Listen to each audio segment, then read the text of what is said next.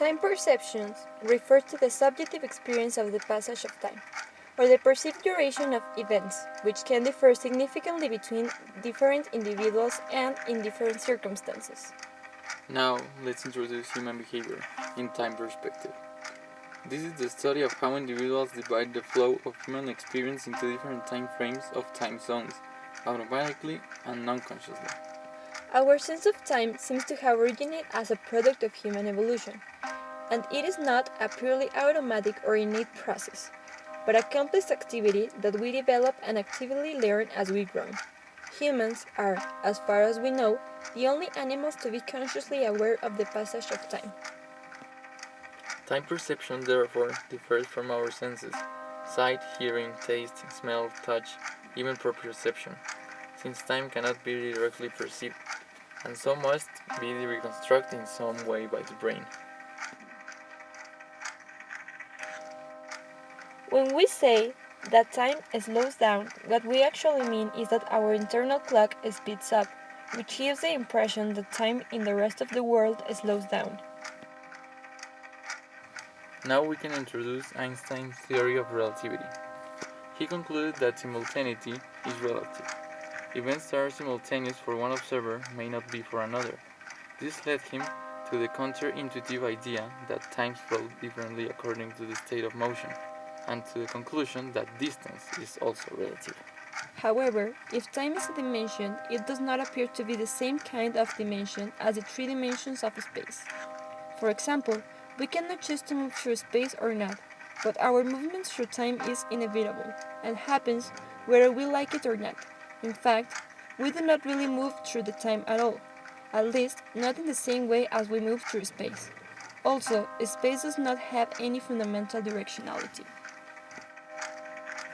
With the general theory of relativity, the concept of space-time was further refined when Einstein realized that perhaps gravity is not a field or force on top of space-time, but a feature of space-time itself.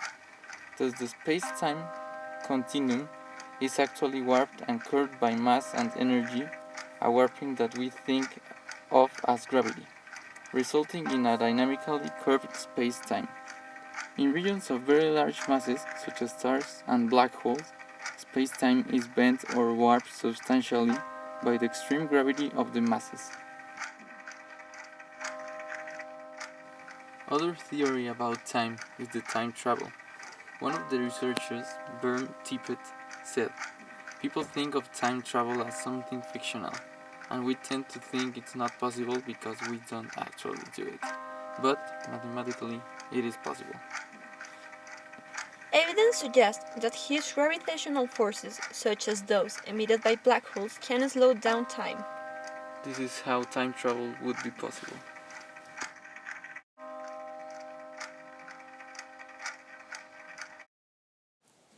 That's me on an interview trying to explain what kind of movie I watched.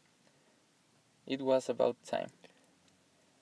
It's hard to imagine the universe without time, isn't it?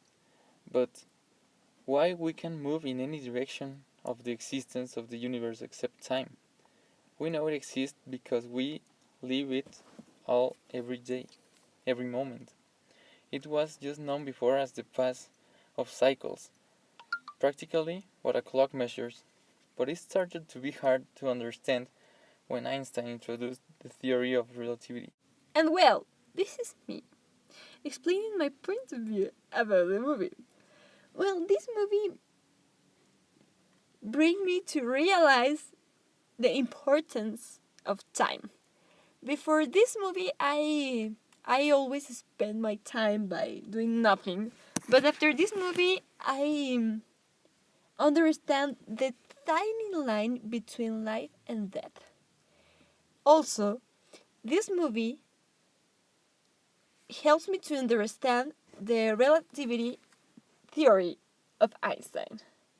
Well, this was very important for me because without this movie, I think that I had never been the person that I am. So now we are going to share our conclusion that we made. So for me, time is an illusion that the past, present, and future are equal real, and time is tenseless This would mean that temporal becoming is not an objective feature of reality. And for both of us, our conclusion is that this problem still being unsolved. It still needs to be answered by science and for humans. We think that time, in the face of an investigation, cannot be reduced to descriptions of dates and times, because all dates and time descriptions, and therefore the truth conditionals, are relative to certain events. Thanks for your time.